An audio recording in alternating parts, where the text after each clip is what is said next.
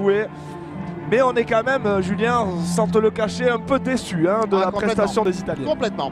Et on va s'intéresser maintenant à la poule B, la poule de l'équipe de France. Alors ce n'est pas une finale, hein, bien sûr, comme vous le voyez à l'écran, mais c'est une petite finale. Voilà, notre petite finale de coupe. Voilà, c'est notre finale de coupe à nous, notre finale de poule, pardon, à nous. Au cœur de cette poule B, effectivement, il y aura là aussi deux petites finales. La finale pour la première et la finale pour la troisième place. C'est la finale pour la troisième place que nous allons suivre maintenant entre l'équipe du Pays de Galles, elle aussi assez décevante hein, depuis le début de cette compétition. Ouais, et l'équipe du Portugal, les Galloises qui évolueront donc dans leur maillot gris à gauche de votre écran et les Portugaises, elles, dans leur maillot traditionnel rouge. Ce sont les Galloises qui ont les premiers ballons dans cette rencontre. Avec là ça sent le trou, ça sent la brèche là. La brèche existe. Ouais, on va la prendre et on la prend superbe bien du côté du Pays de Galles avec Ryan Knox. Vraiment, quel essai là de la numéro 9 de cette équipe du Pays de Galles. Incroyable essai, elle a pris la brèche. Là encore, hein, il faut les jambes pour y aller, c'est tout. Hein, parce que c'est un 2 contre 2 qui a joué. On glisse un petit peu et sur la glissade, eh on arrive à prendre l'intervalle vraiment. Alors évidemment, on ne glisse pas avec les crampons, hein, je me suis mal exprimé, mais on glisse dans le mouvement de la ligne. Et on arrive à récupérer l'intervalle. C'est vraiment bien négocié de la part de Knox, de Ryan Knox. Et avec la transformation de Snozil, ça permet donc à cette équipe du Pays de Galles de démarrer parfaitement cette rencontre. Un peu plus d'une minute 10 de jeu et donc le Pays de Galles mène 7 points à 0 dans cette rencontre avec pour enjeu la troisième place. On vous le rappelle, deux des meilleurs troisièmes se qualifieront pour les quarts de finale et iront jouer ensuite le match pour le titre, bien sûr. Dans ce tournoi, l'équipe qui terminera à la dernière place, elle, ira jouer les matchs de classement entre 8 et 12. C'est parti à nouveau pour du jeu sur ce terrain ici à Malmort et c'est les Portugaises qui relancent ce ballon. Ouais, alors les Galloises qui ont fait, tu l'as dit, hein, mais qui ont laissé leur maillot rouge hein, pour que les Portugaises puissent jouer avec leur couleur. Ouais, alors là, il ne faut pas aller s'isoler pour la petite Portugaise, pour la numéro 4 de cette équipe du Portugal. Allez, cette équipe portugaise qui essaye de remonter le ballon effectivement dans le sillage de Maria Amaral. Et on a bien fixé, on va essayer de repartir maintenant toujours avec cet esprit de jouer debout. Oh, c'est bien fait ça. C'est superbement fait de la part oh là là, de mais on élimine combien de joueurs là du côté de Ribeiro, de Catarina Ribeiro. Il y a un surnombre, évident, il ne faut pas le manger. Et Ribeiro qui a bien récupéré de son match précédent où elle avait subi un gros carton dans les côtes. Elle s'est bien relevée, elle avait bien fini son match précédent et elle est de retour sur le terrain. Plus de peur que de mal pour la numéro 11 portugaise qui était encore dans le coup sur cette action pour venir contester ce ballon. Et finalement le ballon sera rendu aux Galloises. On a conservé le ballon au sol côté portugais et les Galloises vont pouvoir se dégager. Ouais, une très belle défense de Adriana Taviner, j'imagine. Adriana Taviner qui a fait vraiment fait l'effort de se relever sur ses appuis avant de gratter le ballon. Vraiment bien fait de la part de la numéro 4 de cette équipe galloise. Pardon, de la numéro 8 de cette équipe galloise. Vraiment bien fait et on obtiendra donc une pénale touche à venir avec lancé bien évidemment pour le Pays de Galles. Et oui, Snozil qui a réussi à renvoyer le jeu un petit peu au-delà de ses 40 mètres. On a gardé la main sur le ballon sans problème sur ce lancer côté gallois avec attention cette passe complètement ratée là en revanche qui va bien mettre la pression dans les 22 mètres. On va revenir à la faute d'en avant de passe de la part de l'équipe galloise. Ça va être une bonne mêlée sur la ligne des 22 mètres plein d'axe pour l'équipe du Portugal. Un lancement de jeu très intéressant qui pourrait permettre éventuellement aux Lusitaniennes de revenir dans le coup dans cette partie. Elles n'ont qu'un essai de retard pour l'instant. Et on est à la mi-temps de cette première mi-temps, très exactement. 3 minutes 30 ont été jouées. L'équipe portugaise va essayer de réagir sur ce bon lancement de jeu qui va être introduit bien par la numéro 4. C'est Maria Amaral qui a rentré ce ballon. Oui, puis d'autant plus que les Portugaises ont quand même fait... du bon boulot hein, depuis le début du tournoi là, à l'image de la numéro 2 de Antunes, Catarina Antunes qui met un raffut, qui prend l'intervalle, qui met un raffut et qui va aplatir. Vraiment bien fait et ça remet les Portugaises dans le match hein, à 7-5. Avant transformation, Julien, ça remet vraiment les Portugaises dans le match et elles le méritent parce qu'elles nous ont montré de bien belles choses, en tout cas sur l'envie et la détermination. Voilà du suspense en tout cas dans ce début de rencontre. 7.5 effectivement et la transformation à venir, il va falloir s'appliquer parce que ces deux petits points là pourraient bien faire la différence entre ces deux équipes qui s'affrontent avec pour enjeu direct la troisième place de la poule. Allez, la tentative de transformation face à un léger vent, on est légèrement sur la droite des poteaux et c'est parti du côté de ce coup de pied de transformation. Ça passe, c'était important Sébastien, ça permet à cette équipe du Portugal de revenir à égalité au score, 7 points partout avec cette équipe du Pays de Galles, qui a donc vu effectivement Isabelle Osorio transformer cet essai et revenir à 7 partout. C'est parti justement avec Osorio qui redonne le coup de pied de renvoi, ballon bien récupéré par les Galloises et tout de suite grosse défense agressive de la part de l'équipe du Portugal. Le ballon est bien récupéré et c'est Antunes qui peut aller créer un point de fixation. Ouais, et comme tu viens de le dire, en effet, pardon, excusez-moi, on perd la voix hein, à force de parler. Vous imaginez bien qu'elle va rester au stade Raymond Fauché de Malmort. En tout cas, les Portugaises qui mettent vraiment beaucoup d'envie dans leur jeu, ça fait plaisir. Et elles vont être là sanctionnées, un peu trop de générosité peut-être sur cette action quand même, hein, du côté des joueuses portugaises qui sont venues s'isoler, qui ont conservé ce ballon et qui vont donc se voir renvoyer à leurs chères études. C'est reparti du côté des Gallois. Et on vous avait prévenu, Julien, hein. On vous avait prévenu de l'enjeu. Il va y en avoir tout au long de ces derniers matchs de poule, on va dire. Hein. Le premier, évidemment, c'est les Portugais contre les Portugaises contre les Galloises. Allez, superbe percée là de la Galloise, la numéro 4 galloise, c'est Snozil, Elinor Snozil qui réussit tant bien que mal à libérer son ballon. Et là, ça crée des brèches. La défense portugaise qui est un petit peu à la rue là sur cette action. En tout cas, une défense portugaise qui avait vraiment pris tous les risques pour essayer de faire reculer son adversaire ou d'intercepter le ballon et qui s'est mis bien sûr en difficulté numérique ensuite. Et ce sont toujours les Galloises là qui vont voir leur ballon rendu à nouveau pour éventuellement essayer d'aller chercher un essai. On va essayer de jouer vite à côté galloise maintenant pour aller chercher les extérieurs. Il y a toujours une... Oh là là là là là là, c'est magnifique. Superbement pour Laurie Harris qui va venir inscrire le deuxième essai gallois. C'est parti. Et avec la manière, hein, parce qu'on est venu contourner la dernière défenseur. Alors je crois que c'est Antunes, hein, je suis pas sûr, mais c'était Gonçalves effectivement qui était là-bas et qui sur l'accélération avec son gros gabarit n'a pas pu suivre le mouvement et donc a dû laisser Harris pour vous le voyez à l'écran. Vous le voyez à l'écran là. La sirène qui retentit à l'instant même, alors que nous revoyons effectivement ce très très bon débordement d'Harris hein, sur ce ralenti. Arlette Gonçalves qui, comme tu l'as dit, hein, n'a rien pu faire du tout face à l'accélération de la Galloise. Allez, la transformation après la sirène, eh bien non, ça ne passera pas côté gallois. On va donc en rester à ce score de 12 points à 7 à la pause. C'était un petit peu la même configuration hein, lors du match précédent. On avait 12-5 très précisément. Ça s'est finalement terminé ensuite sur un score un peu plus fleuve de 29 à 5. Mais on va voir pour l'instant. En tout cas, les deux équipes se sont rendues coup pour coup dans cette première période.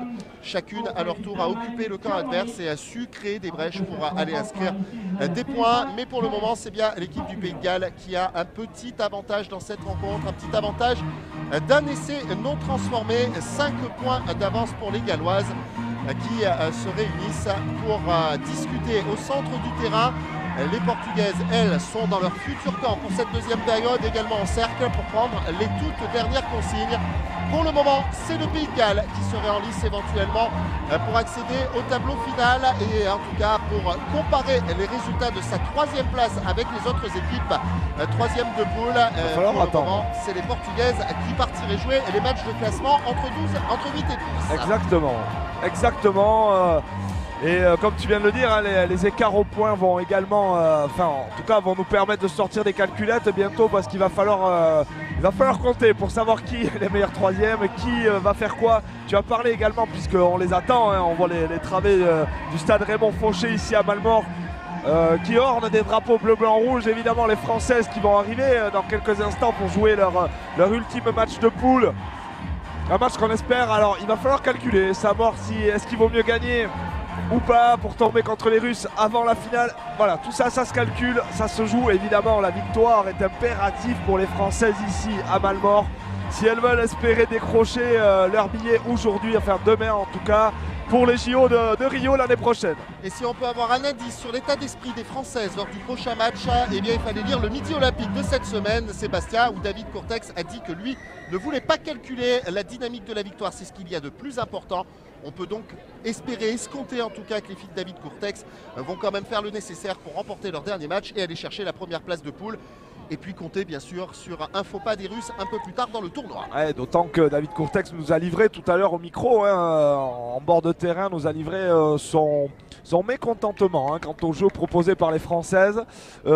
Certes, le score était là, mais la manière ne lui plaisait pas. Il y a des ballons qui ont été gâchés, des coups de pied qui ont été mis à des moments qui ne lui plaisaient pas. Donc oui, en effet, la manière ne lui plaît pas à David Courtex. Donc je pense qu'il y a très certainement eu des mots qui ont été dits, un petit peu de remaniement tactique à l'intérieur de l'équipe de France. On va la voir évoluer dans quelques instants. Restez avec nous sur nos antennes pour cet ultime match de l'équipe de France, avec là pour le moment une énorme percée des Galloises.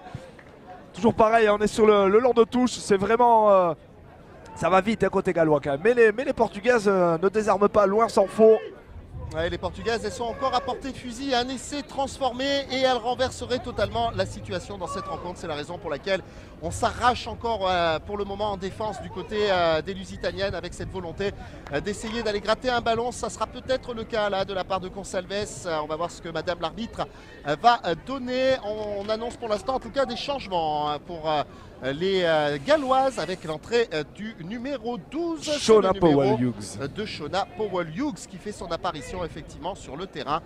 Shona Powell-Hughes qui va venir amener son expérience dans cette équipe galloise. Ça change aussi du côté portugais, tu disais très justement, avec l'entrée de Daniela Correa sur la pelouse de Malmort pour cette équipe du Portugal. La mêlée va être jouée. L'introduction est pour l'équipe du Pays de Galles avec Elinor Snozil, qui est un petit peu ballottée à la sortie du ballon, mais qui va quand même conserver l'avantage de ce ballon-là. Attention, ça a cafouillé dur avec un jeu par-dessus, c'est intelligent là. C'est bien fait parce qu'il n'y avait pas de deuxième rideau défensif côté gallois. Un peu long peut-être. Et les Portugaises qui vont remettre la main sur ce ballon. On va essayer peut-être d'aller jouer grand champ. Il y a un petit trou là peut-être en plein cœur du jeu. On va essayer de saisir cette opportunité du côté de Sorio. Sorio qui a créé le point de fixation, la tentative de passe au pied longue là-bas du côté de Cristina Ramos. Ramos qui a été la première sur ce ballon et qui va essayer d'attendre le soutien. Elle a fait en sorte de se relever pour ne pas être pénalisée. Et le ballon va quand même être récupéré par les Galloises. On a feinté de repartir grand côté. Snozil part ensuite petit côté. Elle évite bien là, deux bons plaquages. Le 2 contre 1 d'école, 2 contre 1 d'école. Superbe ballon derrière, ça va sans doute aller à Dame. On va regarder si c'est bien la joueuse actuellement en possession du ballon qui va aller au bout. Oui, bien sûr, tout le monde s'est arrêté de jouer derrière. Et donc, c'est Sioned Harris qui va aller inscrire un nouvel essai en faveur du Pays de Galles. Le troisième essai du 15, du 7 du Poireau, très précisément, bien sûr. Dans cette rencontre, un essai qui permet donc aux Galloises maintenant de compter 10 points d'avance. Sébastien, avant la transformation. Et là, ça commence à être un petit peu plus difficile pour les Portugaises qui forcément ont beaucoup donné. Il restera plus que 4 minutes à jouer pour les Portugaises et il faudra au moins aller marquer 2 essais, peut-être même 2 essais transformés pour ambitionner la victoire. Si la réponse dans quelques secondes. Transforme ce coup de pied, oui c'est fait pour Snozil. Et donc ça fait 19-7 en faveur de l'équipe du Pays de Galles dans cette rencontre. Il faudra 2 essais transformés aux Portugaises d'ici la fin de la rencontre pour essayer de l'emporter, d'aller chercher cette 3e place qui semble pour l'instant partir du côté du Royaume britannique et du côté des Galloises. C'est reparti du côté de ce terrain à Malmort. Avec réception ce pied de renvoi, un rebond avant la réception effectivement côté portugais. Allez, on va repasser par le sol côté portugais. Il faut que le ballon sorte vite. On a pris l'option du petit côté. Pourquoi pas Julien. Allez, on repasse par le sol encore une fois. Ça bataille sec dans les rucks. Et le ballon qui sort plus ou moins rapidement. Allez. Et toujours ce ballon qui sort côté portugais, qui a vraiment faire des choses. Et c'est Antunes là qui a trouvé un espace. Attention, Antunes qui pourrait être repris.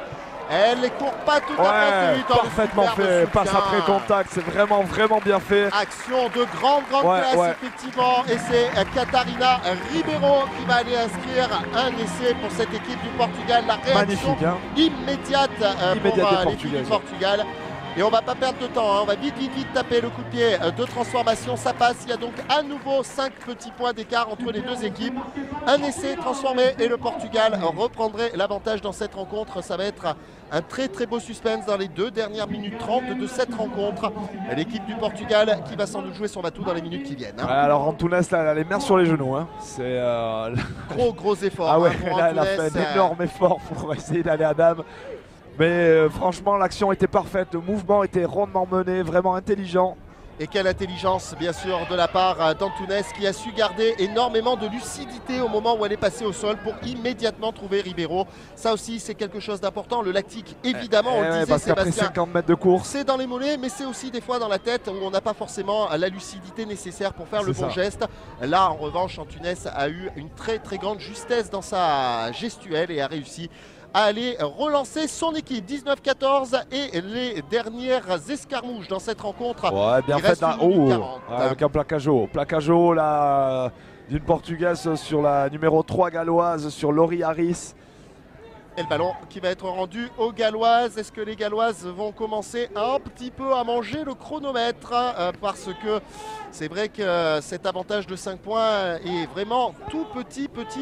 Et bien non, vous voyez, cette équipe galloise reste joueuse. On aurait pu taper au pied. Non, voilà, on va chercher la touche. Oui, on va aller chercher la touche quand même. Et on aurait peut-être pu chercher un petit peu plus loin, avec un petit peu plus d'ambition. On va sécuriser en tout cas la possession de balle du côté de cette équipe galloise. Le chronomètre tourne. Ça fait toujours 40 secondes qu'ils ont tourné là, sur cette action-là. Hein. C'est vrai que c'est un peu particulier, hein, ce mini coup de pied que vient de mettre la galloise. Alors certes, on cherche à assurer la touche, mais on peut peut-être l'assurer à 10 mètres. Quand même. Il y avait certainement quelques mètres à gratter pour au moins obliger effectivement les Portugaises à générer un effort. Et dans la récupération de balles dans un premier temps, mais ensuite aussi dans la remontée du terrain. C'est le choix en tout cas qui a été fait par les Galloises. Et ben voilà, ça va peut-être leur coûter cher. Le ballon a été récupéré par les Portugaises. Et ouais, les Portugaises là qui repassent au sol. Il faut que le ballon sorte vite. Ça va être compliqué pour les Portugaises qui du coup, quelle bataille là dans le ruck. Et ça sort pour les Portugaises, mais avec un avantage en cours. Hein, après une faute galloise. Allez, là c'est Antunes qui récupère encore le ballon. Et qui arrive à s'arracher. Elle avance encore. Hein. Un superbe arraché effectivement de la part d'Antunes. Et on est donc déjà dans le camp des Galloises. Hein, ça, c'est toujours les conséquences de cette toute petite touche, alors qu'on aurait pu effectivement être encore dans les 30 mètres portugais. On est dans le camp gallois. Finalement, le ballon va quand même être rendu aux Galloises avec un en avant commis par l'équipe du Portugal. On s'en sort à moindre frais, j'ai envie de dire, sur cette action-là du côté des Galloises, parce que c'était pas forcément quand même très judicieux ce tout petit coup de pied en touche que l'on a vu tout à l'heure. Pas de problème, en tout cas les Galloises vont pouvoir se relancer avec cette mêlée. Introduction à suivre pour Bevan Kaira. Kaira, c'est le prénom, Bivan, c'est le nom. Ça nous rappelle un célèbre arbitre qu'on avait adoré en France pendant de nombreuses années, monsieur Derek Bivan. Il n'était pas gallois, il était néo-zélandais. Mais il nous en a fait voir des vertes et des pas mûres pendant un paquet d'années, le brave homme. En tout cas, il a laissé en tout cas des grands souvenirs aux différents sélectionneurs. Des bons ou des moins bons? Des souvenirs impérissables, en tout cas, ça c'est certain. Allez, on va se concentrer. Allez, retour au direct ici au stade. Fin de ce match, effectivement, la sirène est intervenue et les Galloises, et cette fois-ci c'est bien légitime, ne vont prendre aucun risque et assurer la victoire de 5 points, 19-14. Timide, victoire timide, mais en même temps, Julien, voilà, essentiel, mais en même temps. Certes, c'est une victoire timide, mais on peut même affirmer que les Portugaises ont vraiment été loin d'être ridicules hein, aujourd'hui face à ces Galloises. 19-14, c'est un score qui reflète vraiment leurs prestations. Bravo aux Portugaises également, hein, quand même, c'est aussi la surprise du jour, hein, parce qu'elles ont montré une détermination sans faille, même quand elles ont pris 36-0 contre les Françaises, elles ont répondu présentes. Donc c'est bien, c'est à souligner ça aussi que les petites nations du rugby émergentes répondent présentes à chaque rendez-vous. C'est important pour l'évolution du rugby, pour l'évolution de tout le monde. Bravo à elle. Et très important bien sûr aussi pour cette équipe portugaise hein, qui elle en revanche a un enjeu important, un enjeu dans le bas du classement puisqu'elle fait partie des 4 équipes qu'il va falloir surveiller pour la relégation en 2e division.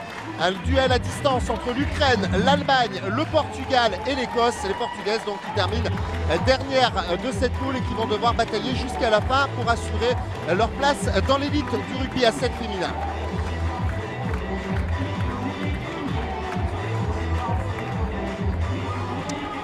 Allez, le prochain match que vous allez découvrir sur vos antennes sur nos antennes, pardon, c'est l'Allemagne qui va affronter l'Écosse. Alors là, on a un gros point d'interrogation, Julien, à mettre sur le compte de l'Écosse qui ne nous a rien montré jusqu'à présent, rien du tout. Donc on espère pour elle qu'elle va pouvoir relever la tête face à une équipe d'Allemagne valeureuse, hein, quand même. Une équipe d'Allemagne qui va vite, on a vu quelques belles actions. Une équipe d'Allemagne qui sait aussi mettre la tête là où il faut dans les rugs. Donc une équipe d'Allemagne accrocheuse que les Écossaises vont devoir faire tomber, car si certes les Écossaises n'ont rien à jouer, elles ont l'honneur à relever parce que pour le moment les Écossaises sont complètement dedans, Julien. Complètement dedans, et si les deux équipes qui vont s'affronter dans quelques instants pour la petite finale de la 3e place de la poule C ont toutes les deux défaites au compteur, on ne peut pas vraiment dire effectivement que ce soit les deux mêmes défaites, même si l'ampleur des scores a été 2 fois supérieure à 40 points pour l'équipe d'Allemagne. Elles ont montré des intentions de jeu qui laissent à penser que les Allemandes pourraient avoir bon espoir de secouer l'équipe d'Écosse dans cette rencontre. Voilà peut-être une surprise à attendre, on l'a rappelé, cette équipe d'Allemagne est en lutte pour garder sa place dans cette division. Si les Allemandes venaient à ramasser la 3e place de leur poule, elles feraient certainement un très grand pas pour assurer leur avenir dans l'élite, et elles auront certainement cette motivation, eu égard aussi bien sûr à leur bonne performance relative en tout cas. Tout à fait. Tout à fait. Bon, en tout cas, ce qui est sûr, c'est qu'aujourd'hui, les Écossaises ne nous montrent pas grand-chose. Elles étaient au fond du trou. Est-ce qu'elles vont bénéficier de l'avantage théorique maintenant face à l'Allemagne? Eh bien, c'est peut-être aux Allemandes de savoir faire un très gros début de match pour justement laisser la tête dans le seau aux Écossaises et maintenir